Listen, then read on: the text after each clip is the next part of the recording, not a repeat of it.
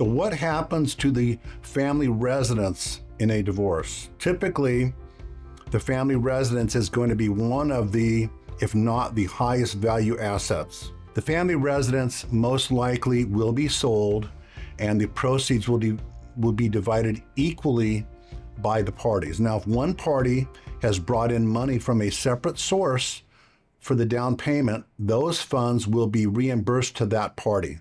Just the amount invested with no return on it whatsoever. The family residence is most typically going to be the community portion of it will be divided equally between the spouses.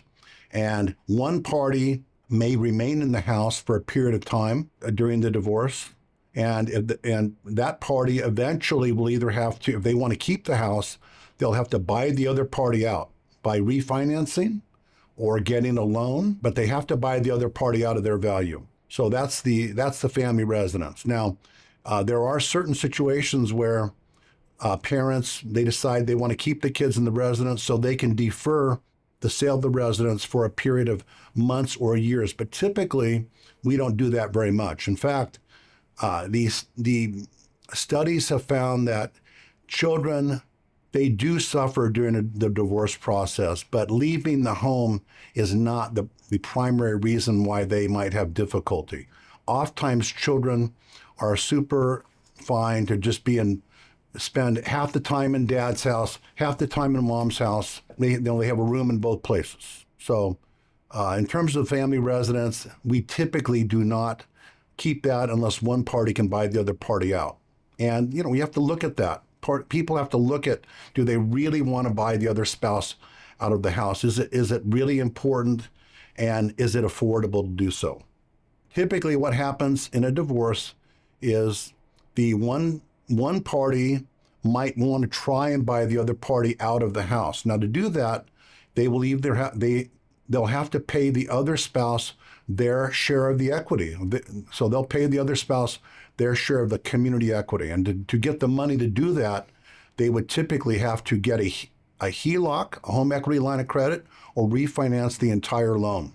And that can be difficult in this environment with high interest rates right now. Typically, the other thing about keeping the house is the other spouse, both spouses typically are on the loan of the house. They're on the loan.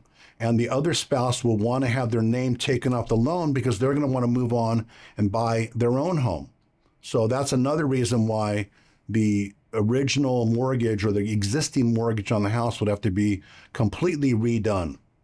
And where the name of the spouse who is not staying in the residence or not keeping the residence will be taken off. So you've got to qualify for a brand new loan if you want to keep the property and take your spouse's name off of it. You got to qualify for the loan on your own. Vacation homes are just another piece of property, and those homes are most typically sold, but they can be divided as part of the property settlement.